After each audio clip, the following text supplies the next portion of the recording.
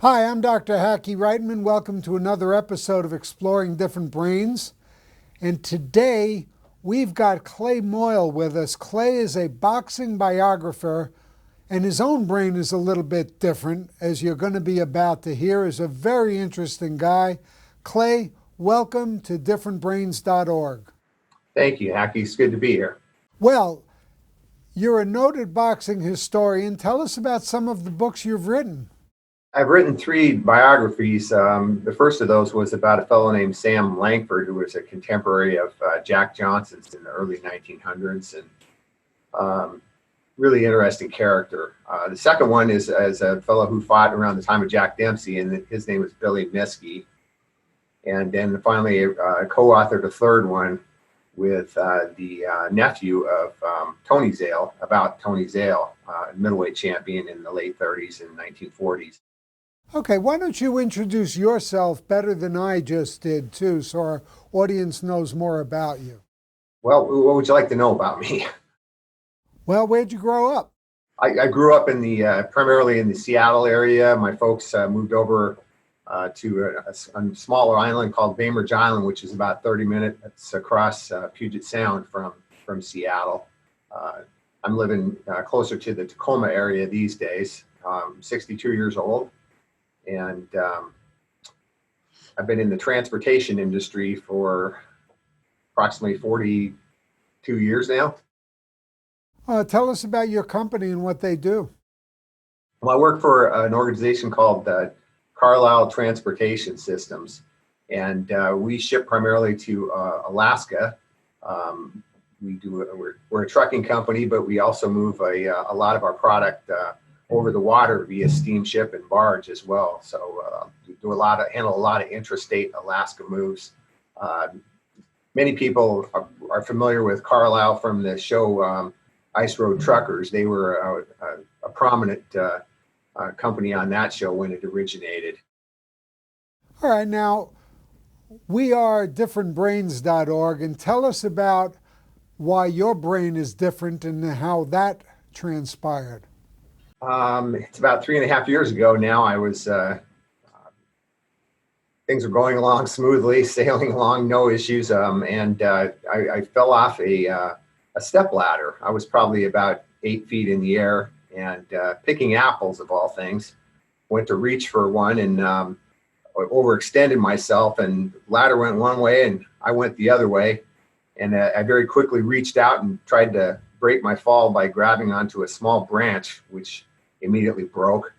And I was told I was out for about 9 minutes, but my first memory is some 3 or 4 hours later when I found myself lying in a hospital bed. So that those 3 or 4 hours are gone forever. I spent the night in the hospital. Somewhere during the middle of the night, I got out of bed and went to the restroom and looked in the mirror, and I saw two heads looking back at me. So, right away, what I discovered was that I had some visual issues that were going to last as it occurred over the course of the next year. I had some blurred and doubled vision in various gazes for the next year as I worked with a vision therapist to try to help me resolve a number of those.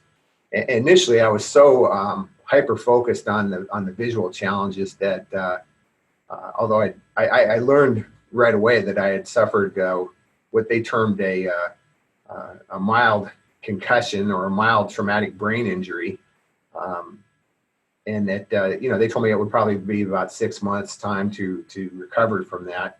I really didn't give that a whole lot of thought at the time, because I thought that initially I thought I was feeling pretty normal other than my visual challenges. I would quickly come to realize that over the ensuing weeks that was far from the case. And those around me could immediately see that was also far from the case, especially my wife and children. Anyway, so that's I had no clue what it was like to deal with a serious concussion. I quickly came to learn that there's a host of symptoms that one can suffer from immediately afterward. And some of those, in fact, didn't even come until weeks or in some cases months. They were in different combinations along the way. Things such as, extreme sensitivity to light. I had 2 or 3 months where I felt like I was walking around in what I could only describe at that time as a thick fog 24/7. There was confusion. I suffered from extreme fatigue, where when I did eventually go back to work too soon after 3 weeks, I found that halfway through the day I was toast. I was just completely exhausted. I'd go home and the first thing I'd do is climb into bed for an hour to try to regain some energy to get me through the rest of the day. And what are some of the tools that worked for you to help you out of this? Initially, the vision therapy was extremely important. I got to see, I was referred to a neuro-optometrist in the local area. Because I also went to see an ophthalmologist at the time, and he diagnosed me with what they called a fourth cranial nerve palsy, and he said that 80% of the people that resolves on its own within a matter of 3 to 4 months, and if it didn't, then you would likely have to wear prism glasses the rest of your life. But at the same time, I went to have some balance tested at the hospital, and they referred me to this optometrist who, like I said, was very good with vision therapy and was working with a lot of the folks in that hospital. And I went to him, and he immediately tested me on a few different exercises to see if my visual performance would actually improve after performing a few of those exercises, and they did, albeit slightly. So it was enough for him to conclude that it would be effective for him to work with me on these various exercises, and we did that over the course of the next year. I will say, when I first went back to work after 3 weeks, I was at a point where, like I said, I had blurred and doubled vision in specific gazes. So when I drove to and from work, I found that I had to tuck my chin into my chest and use an upward gaze to avoid any form of blurriness while I was driving. And that was the same at work. If I was standing across from you talking to you, I had to tuck my chin into my chest to avoid the blurriness while we were speaking. So what I found was that as he gave me a number of these exercises to perform, that it was excruciatingly slow, but inch by inch, I saw gradual improvement. So I diligently performed those exercises, and eventually got to the point where, when I'm sitting in my living room in a couch, for 7 months, if I looked at a picture straight ahead across the wall and tilted my head backwards, as I did so, that picture split into two on me. But again, after 7 months of performing these exercises, I finally got to the point where that no longer occurred. It was just an hour a day of vision therapy. So that was one thing that was extremely helpful. Did your family notice any changes in your personality? Yeah, my wife would tell you that I was much more irritable. And I think along the way, I obviously suffered from a lot of anxiety and some degree depression as well. So there was a number of months there where it was a constant struggle for me on a day-to-day basis to perform the normal functions and go to work and basically be productive. And did you see a psychologist or therapist? I went to a local university neurology clinic, and they worked with me, had me get an MRI, and basically told me that they found nothing to indicate that there would be any permanent damage, or there were scattered areas of microhemorrhaging, basically brain bleeds, that I eventually came to understand that most likely destroyed some existing neural pathways. So the bottom line with seeing them at the neurology clinic was that they said there was really nothing that was going to be any long-term damage, but then there was nothing that I could do other than to basically wait it out, rest. What about psychologists? Psychologists, they referred me when they gave me at some point I went on the medication for anxiety, and they referred me to a psychologist at that time. I met with that individual once, and the message I heard from them was basically that they would work with me and help me basically accept the new reality. And that didn't sit too well with me at the time because, as far as I was concerned, I was going to get back to what I remembered as normal. And I wasn't, maybe they would have been, it might have been more effective had I been a little bit more open to it. But the message that, as it was conveyed to me, wasn't the message that I wanted to hear. I didn't feel like I needed to learn how to accept the new reality. I probably should have gone through with it anyway. And I'm sure I would have benefited from doing so, but no, so I really didn't work with a psychologist in gaining benefit. What role did socialization play in your recovery?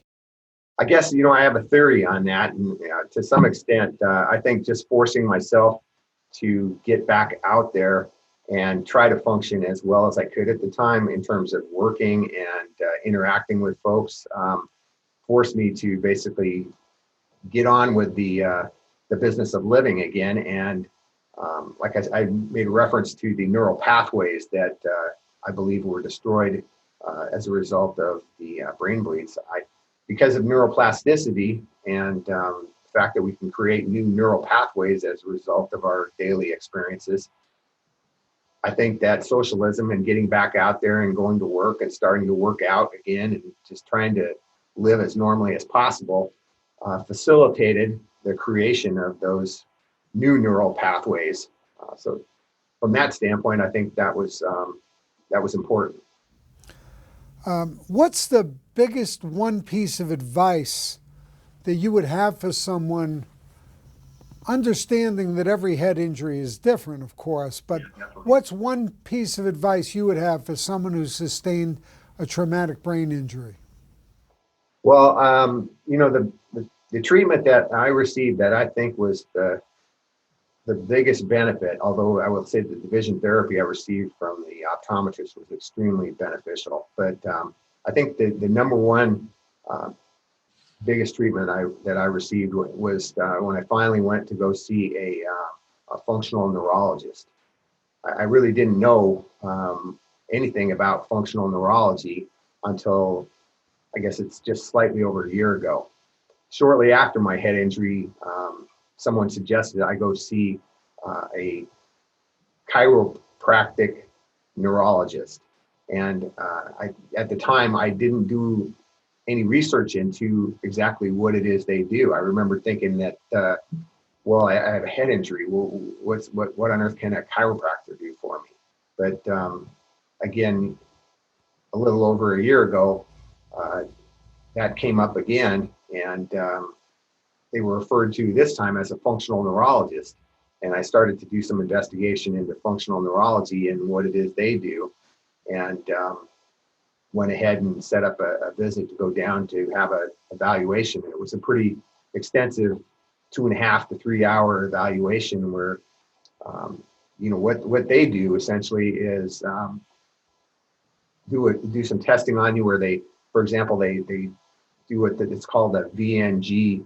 I'm not going to try to pronounce the word because I'll mess it up, but they put these goggles on you that are connected to a computer.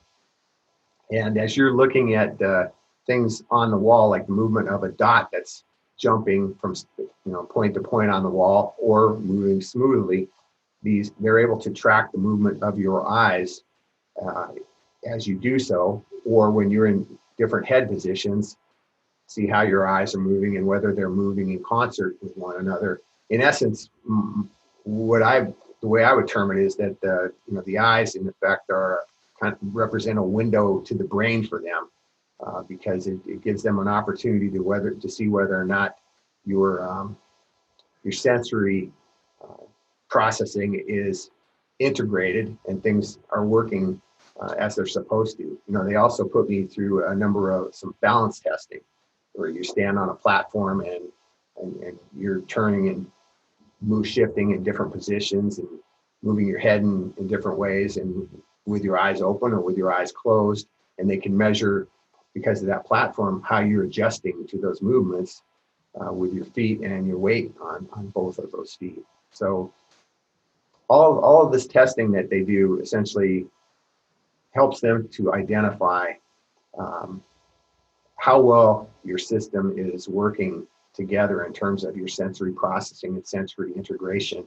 And it gives them an idea of what parts of your brain are essentially deficient at this time, and they can design a customized program to help you help facilitate the creation of the necessary neural pathways to address those issues and jumpstart certain parts of your brain. So now you're a boxing biographer. You've suffered traumatic brain injury, and from the perspective of someone who's now aware of how hyperdelicate the brain is, what piece of advice would you give to young athletes thinking of a boxing career? Honestly, I would say don't do it. I've got a 15-year-old son, and based on my own experiences and what I've learned about the brain and head injuries, I would be less than thrilled if he wanted to do anything like boxing and really football. I'm not too excited about the idea of him playing that sport either. Yeah, well, it's funny how back in the day, concussions were not at the forefront the way they are now. And I remember back when I was having my 10 seconds of fame with 26 pro heavyweight fights, and was, Roy Firestone would say, how can you justify being a doctor and then getting in the ring? And I would just say that I didn't mind me getting beat up, but I don't recommend it for other people. So it was kind of a, some Right. people felt I was being a hypocrite, but, it's an individual choice. The problem, I think, now, from my point of view, is when you have these kids going into Pop Warner, they're really not making that decision in football or in the, silver mittens in boxing and so on. So I think we have to have a serious discussion somewhere along the way about traumatic brain injury, concussions, CTE, because right now the discussion has been, very limited. And part of it is because it's big business. Yeah, and I think there's a lack of knowledge on the part of that vast majority of folks as to, really what it's like to suffer a head injury and how difficult it really is. I mean, like you, I played some Little League football as well, but that was a long time, but that's 50 years ago now. And that was at a time when they had really cheap plastic helmets that were, really poor. And, they taught us where I grew up at the time to tackle helmet to helmet, especially, we had specific drills that we did in practice every day, tackling helmet to helmet. You were supposed to lead with your head. So, I'm sure I probably suffered some very minor concussions doing that, because I can remember walking home with some seriously splitting headaches at times. But in general, I had really no clue what a serious head injury was like. I mean, I'd heard about people getting concussions, but I think until one really experiences it for themselves and goes through some of the symptoms that I described at the beginning of our session here, that you really have no idea what it's really like. And I've heard of it referred to as the silent epidemic, and I think that's a good description. There's, you look at people, or people look at you after you've had a head injury, and like I said, for a couple of years, I mean, I really knew that while I looked normal to those around me, I was far from it. It was not business as usual from my standpoint. the people have expectations that you're fully recovered, and they really have no concept of what it's like. How did you get into writing about boxing biographies in your free time? Well, when I was about 32 years old, I was going through a divorce, and I'd come from a family where my father and my grandfather, they're big boxing fans. So I'd been around it all my life, and I'd always had a little bit of curiosity about boxing and wanted to learn how. It seemed like as good a time as any to go to the gym and do so. So I started going to a gym in the Seattle area right after work 4 days a week. It gave me an opportunity to blow off steam, learn how to box, which, like I said, I always had an ambition to do. So as a result of that, I'm sure you know how physical it is and how demanding the sport is. I gained a much greater respect for the sport, and it kind of piqued my curiosity. And somewhere along the line, I decided I wanted to start collecting biographies about all the heavyweight champions since 1890, and it just became an obsession after that. That I got really carried away in terms of collecting boxing books. It went from every heavyweight champion to every boxing book in the English language. And what's your next boxing project?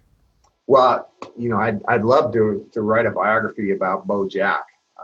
I was deep into research for doing so. I was probably 2/3 of the way through my research before beginning to write that story when I fell on my head, and then my research at that point shifted entirely to how to recover from a brain injury. I spent the next 2.5-3 years completely obsessed with learning more about the brain and what I could do to facilitate my own recovery. How do people find out more about you and your writing? Well, you could Google my name for one. If you Googled my name, one of the first sites that would come up, I'm sure, would be my boxing memorabilia website. But you'd also find references to some of the books I've written. And if you Googled the title of any of those books and reviews, for example, I know you'd find a number of those. You could go on Amazon, of course. People routinely review books on Amazon all the time. So I know if you pulled up the Sam Langford book by my name in Amazon, there's 35, 36 reviews there. They could read about that particular book. And what is your website? prizefightingbooks.com. Boxing books wasn't available at the time. All right. Is there any particular message you would like to share with our differentbrains.org audience that we haven't covered? I guess the biggest message or suggestion I would have in terms of suffering a brain injury, a head injury, is that there's a tremendous amount of information available to us online these days. It's all at our fingertips. And I would encourage folks to get out there and get multiple opinions. Had I just gone to this local university neurology clinic and just followed their instructions, I would just be waiting and waiting. I would, their only recommendation was rest and give it more time. There's some of the most beneficial things that I did to facilitate my own recovery were things that I never heard about from a neurologist or my doctor. Things like functional neurology, brainwave optimization, which we didn't talk about. Those were things that I learned about online or through talking to other individuals who successfully recovered from their own head injuries. Books. Well, that's great advice. And I used to encourage my patients, and when I was practicing and as an orthopedic surgeon, and I still encourage people now, to get online, learn as much as you can. It doesn't mean it's going to make you a doctor, but knowledge is a tool, and you can get lots of knowledge right there online, as you say. and you should arm yourself with that knowledge. And Well, that's no there are obviously, disrespect to doctors, you know. right. Yeah, there's obviously a lot of great websites online too. I mean, like your own, differentbrains.org. There's numerous others that are available as well. On YouTube, I know that there's there's an individual they call themselves the TBI coach. I can't remember her name, but I believe her first name is Natalie. In any case, I mean, she's got some outstanding videos in which she details her own experiences and, for example, goes into detail about the 6 most beneficial things that aided her in her recovery. So, I mean, like I say, if you go on a site like YouTube and input traumatic brain injury, I mean, you're going to be just amazed at how much material there is available online. Well, that's great advice. Clay Moyle, it's been a pleasure to speak with you today. Thank you so much for taking the time to talk about traumatic brain injury and your experience and give our audience some tools.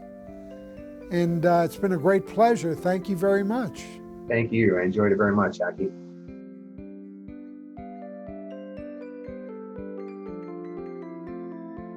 Exploring Different Brains is a production of Different Brains, Inc. For more information, visit us at differentbrains.org.